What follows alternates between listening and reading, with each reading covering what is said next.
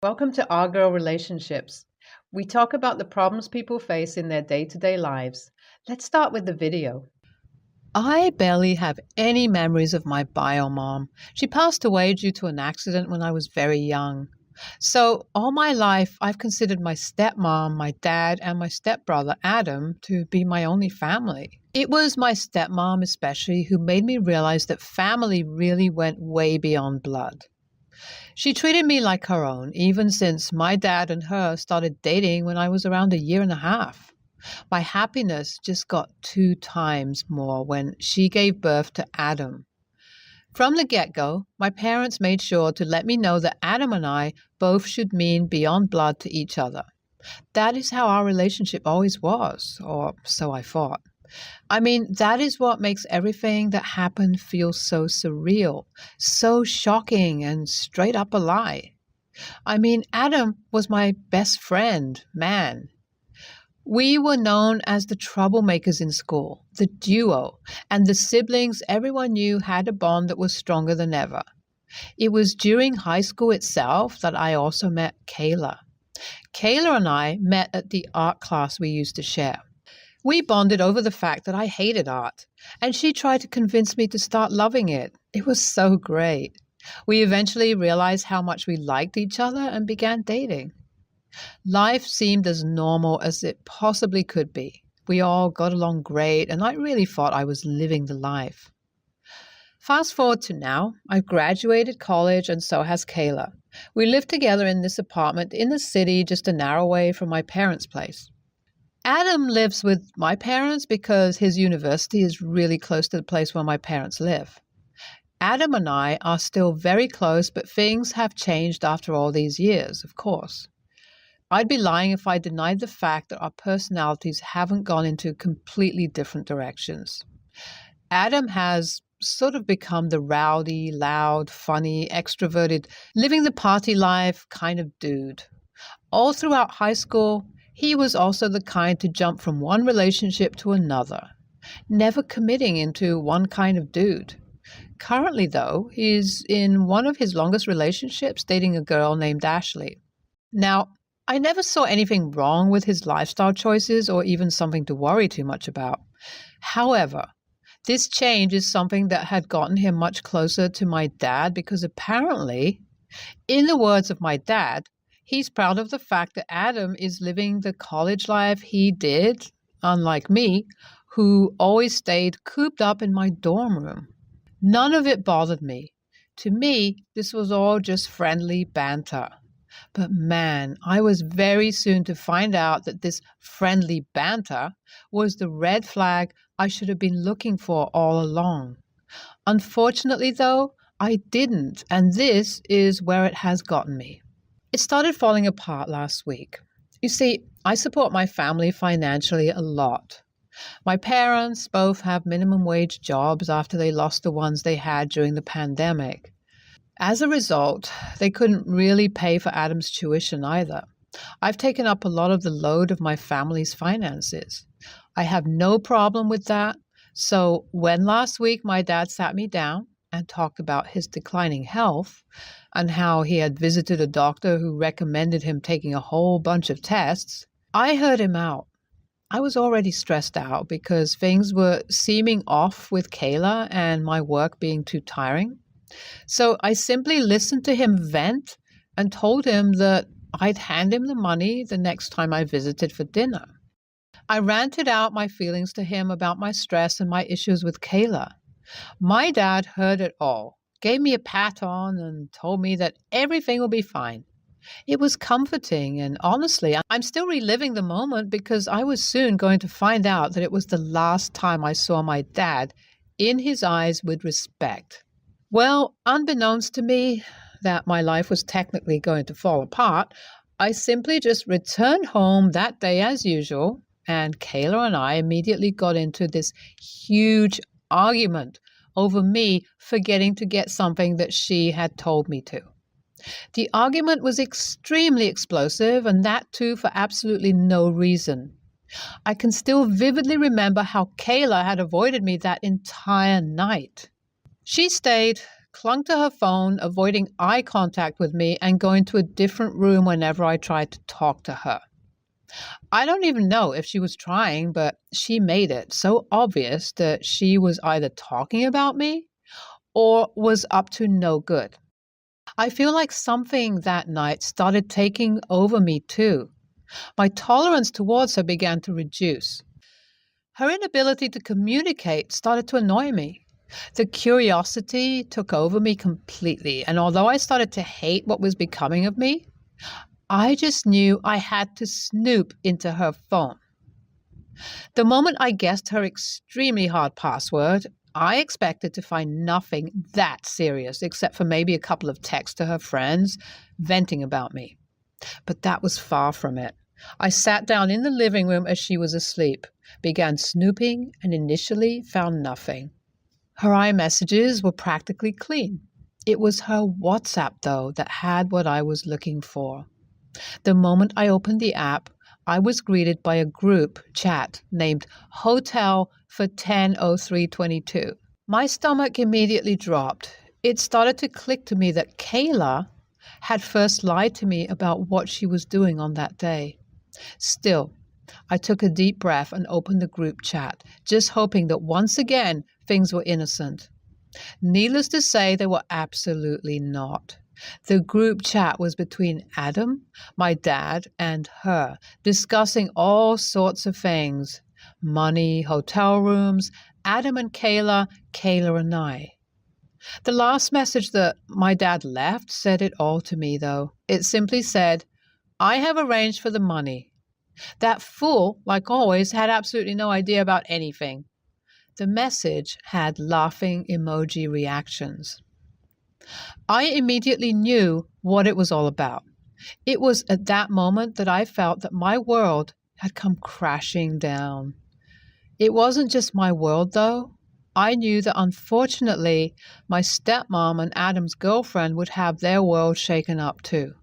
I was thinking about all of this along with a million other thoughts in my head as I screenshotted as many texts as I possibly could from the group chat.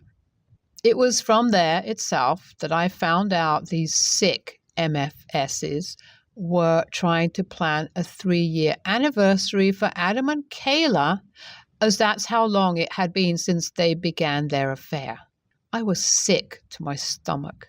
I put Kayla's phone down, packed my bags, and left the house. I booked myself a hotel room and have been living there since the past entire week, avoiding all and every contact with my family. I know they've all found out what has happened. They're just waiting for me to reach out to them and give them the confirmation. Something inside me can't get me to do it, though. I feel like I'm still in that hazy state of mind that I have been in since the day I found out about it all. I really don't know what to do or where to go. I really would appreciate some advice, guidance here. AITA? I decided to meet my stepmom first, and like I had guessed accurately, she had absolutely no idea about the entire ordeal. The only reason why she had been blowing up my phone was because she was scared for my well-being all these days. Kayla had told her that I was out of town for a boys' trip. I was, once again, astounded at this girl's audacity. I didn't say much initially, I just dropped it on her. I tried to keep my composure as I confessed all of it to her, but couldn't help the tears that had begun streaming down my cheeks. I cried like an absolute baby that day as my stepmom held me so very gently. She slowly started crying too, out of sheer disappointment. We both cried. She then told me something I never expected her to do. She told me that she had made up her mind and that she'll be kicking my dad and Adam both out of the house, which is under her name. I told her that she really didn't have to do any of this. She replied to me saying that she wishes she could do so much more to heal the heartbreak my dad and Adam put me through. I told her that her words were truly enough for me to get me going. That unfurled a soft smile on her lips. She ordered some food before hugging me goodbye and leaving. I think you guys were absolutely right. Talking about this really helped me get out and really get things moving. I'm sure Kayla has gotten the news of everything breaking down by now, and I'm sure she'll hear more as Ashley and the friend group they share together spread the news of her disgusting acts. A couple of days have passed since my stepmom last visited me. My phone started blowing up by Kayla and Adam today, as I guessed. Ashley and my mom put them in their place. I see no signs of remorse from these two, though, and I don't expect anything better from them either. I guess I had at least hoped for some peace instead of waking up to a spam of at least 100 messages from both of them each day separately. That was the moment I knew it was about time. I had to block them. But informing Kayla, she had exactly 1 day to vacate the house, or else I'll be calling the cops before. I also told Kayla's brother of the situation, who apologized to me profusely and agreed upon coming to pick her up. I then got ready to go meet Ashley as promised. The meeting between Ashley and I was more like a closure than anything else. We talked for 4 hours straight, connecting the pieces together and making sense of the situation altogether. It was shocking, yet calming in a way at the same time, how it was both of us who had fallen for the traps and lies of Adam and Kayla. Ashley, being the social butterfly she is, has truly done a great job at letting everyone she possibly can know about everything that went down. With the social circles being as small and tight-knit as they are in this city, absolutely no one is ready to give Adam a place to live and acknowledge Kayla's existence. At this point, however, I don't get any satisfaction or validation from this situation. I feel like the moment I cried it all out, I've let these people out of my mind. Now, I'm just waiting for all of them to get out of my life for final and for good. Here's a final update, as you guys wanted. Kayla moved out of my house and I was able to move back in and adjust pretty much with ease. Kayla did try to stay back the day I was moving back in, though. I simply just ignored her existence. Her brother practically had to drag her out of the apartment complex.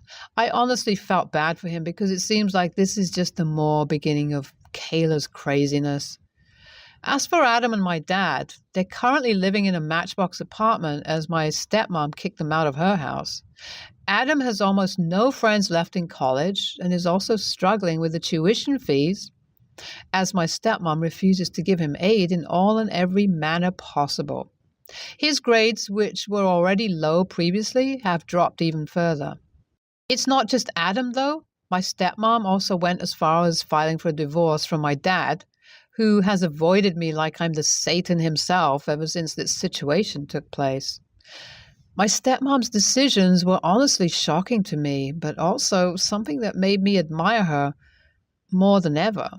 Her actions truly made me firm on my views of love going way beyond blood, because it was from my dad that I learned that blood didn't mean shit. At the end of the day, I feel like most parts of me have moved on from the situation. I have started to go out more, meet new people, and get new hobbies. It feels like I'm watching my life grow faster than ever while watching Kayla, my dad, and Adam's life falling at the same rate. I'm not one bit saddened or surprised by it, though, because like they say, you reap what you sow. Lastly, I want to say thank you for the amazing support and advice you guys gave me. It truly feels like, in a way, that's the reason why I have reached where I am today. So thank you so much from the depths of my heart once again. NTA, the stepmom is truly the champ here. The way she went above and beyond for you is something you don't ever see these days. I really loved reading the downfall of Kayla, Adam, and your dad, just as they deserved it.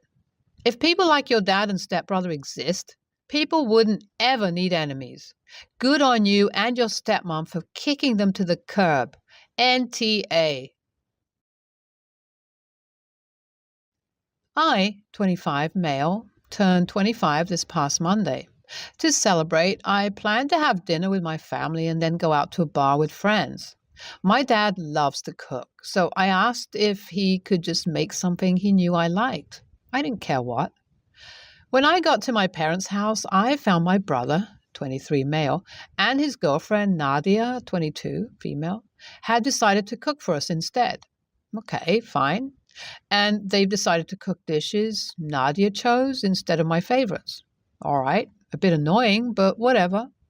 But then we sat down to eat and I actually tried the food. Every single dish was so incredibly spicy. My mouth was on fire, and the only thing that I could stand to eat was the rice. Well, Nadia notices I'm basically not touching my food and asks me if everything's all right. And I have to admit that it's just far too spicy for me. She looks embarrassed. So then my brother goes off on me, telling me I'm being incredibly rude and they worked so hard on the meal. I gently reminded him that while I appreciate it, I didn't ask them to cook for me. And I certainly didn't ask them to make food he knew I wouldn't like. So then my mom starts off on me for fighting at the table, and my dad is scolding me for not appreciating a good meal. Nadia looks like she's about to cry, so I try to make a joke that it looks amazing. I'm just too white for all this spice. Well, it didn't work, because my brother calls me a racist and starts shouting at me. At that point, I figured dinner's ruined, and I wasn't going to eat anyway, so I excused myself and went to the bar early. My brother isn't speaking to me, and my parents have both asked that I apologize to him and Nadia. But I think my brother owes me an apology for calling me a racist over spicy food. AITA? NTA. Poor Nadia, honestly. It sounds like she didn't know you don't eat spicy food and tried to do something nice and probably thought the meal would be special. People who can eat spicy often don't get that people who can't, literally can't, is not an allergy, but a really can't eat spicy too. And joking about yourself being too white for spices is totally fine. I do that too, just as a joke. I'm too blonde to do XYZ I'm bad at. It sounds like neither your parents nor your brother thought this through and were embarrassed. NTA, only you and Nadia deserve an apology. You tried to be polite and told her it's too spicy for you. She already felt bad the food was too spicy for you, and the scene created by your parents and your brother only made it worse. I bet no one told her your food preferences. I, 26 female, work at a retail store. We're all 25 to 30 except for the front manager, 19 male. Brad, who is a baker, and I know because he went to high school with my little brother. I do a little baking and a little cooking. I'm a better chef, and the only baking goods I can really do are croissants, a special type of bread my nonna taught me, and cheesecakes. Cheesecake is literally the only dessert I can make well. Brad and I talk a lot about cooking, baking. Brad has started bringing some of his creations to work since a lot of times others bring snacks. I have yet to do this because, one, I don't eat anything anyone else brings, and two, I make $12 an hour there and I'm working 2 full-time jobs. Besides, Brad, these people aren't my friends. I'm not going to spend my money on them. My store manager, Jack, 30 male, has made a few comments, but never pushed it since he's even said, we don't get paid much. Recently, though, I mentioned to Brad I was making a pumpkin cheesecake for my other coworkers, and I got guilted into making one for my retail job. So I made it, and I brought it in this morning. Everyone was talking about how good it looked, smelled, and how they couldn't wait for break time to try it. On the register, 3 registers are connected, so Brad, me, and one other coworker were all standing by each other. Brad asked about what kind of pie crust I used, and I told him that I made it from scratch, like I usually do. He mentioned that he makes his cream cheese from scratch, but can't make crusts that seem to not get hard. I laughed and said that we're the opposite. Jack heard and came unglued. He started saying I was lying about making it from scratch. I never said that, except about the crust. I just wanted the prestige of baking without the work, and even called me lazy. So I told him, okay, went back to the break room, took my cake, and put it in my lunchbox, since that has freezer packs, and put it in my car. Jack was screaming the whole time, but when I came in, I reminded him I'm entitled to two 15-minute paid breaks. That was one of them. Now, my coworkers are upset because I'm not feeding them, and several are saying they assumed I made everything. Bakers often use pre-made ingredients, and I only had one day to make this because I was guilted.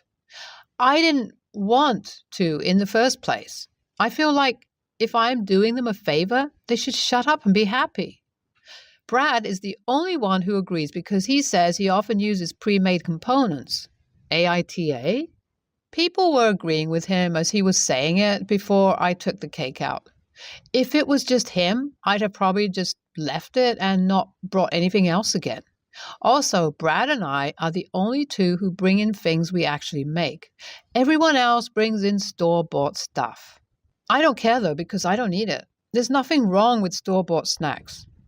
I'm just waiting to be able to quit this job. My first job after training, I should get a raise where I can just work that one.